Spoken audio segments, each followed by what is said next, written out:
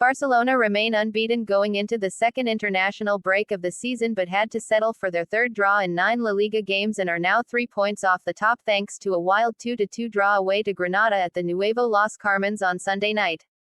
Barca conceded 20 seconds into the game and found themselves 2 goals behind, but managed to come back and earn a point in one of the craziest games of the Spanish season so far. First half. Barca were stunned just 20 seconds into the game as Granada set a successful trap in midfield to take the ball away from Gavi and moved it quickly to Brian Zaragoza, who found himself one-on-one with Marc-Andre ter Stegen and fired it past the Barca keeper to put the home team in front and completely change the game in its very first minute. Granada could afford to be less aggressive than usual and were happy to sit in a medium block designed to close spaces and win the ball back to create more danger on the counter.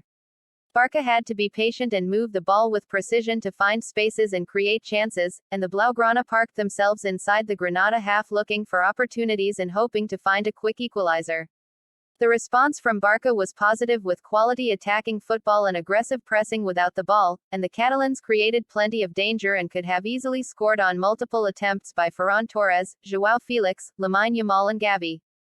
But the visitors didn't score, and were made to pay for their poor finishing by conceding again at the half-hour mark. A long ball by Gerard Gumbau found the run of Zaragoza, who showed brilliant composure to sit down Jules Koundé inside the box and find the back of the net for his second of the half, and Granada were in dreamland.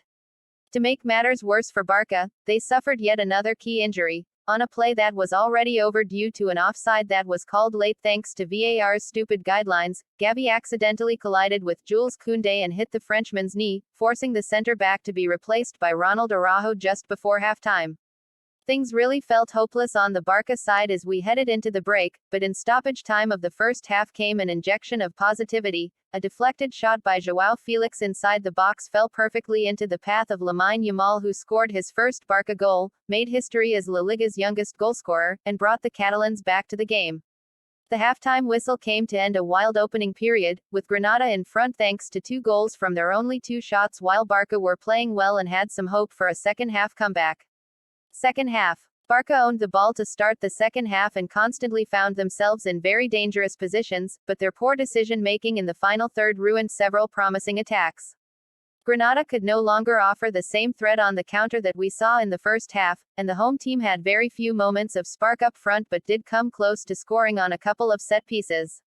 Manager Paco Lopez used his substitutions to keep his team fresh to defend the lead, and as we reached the final 10 minutes they were still ahead as Barca amped up the pressure.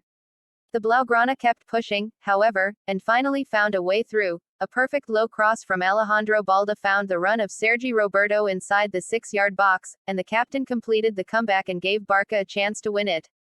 They almost conceded a third right from the kickoff when Brian Zaragoza had a chance to complete his hat-trick, but his shot somehow hit the post and stayed out. We were set up for a wild finish going into the 7 minutes of stoppage time, with both times not settling for a point and going on. The attack looking for a winner.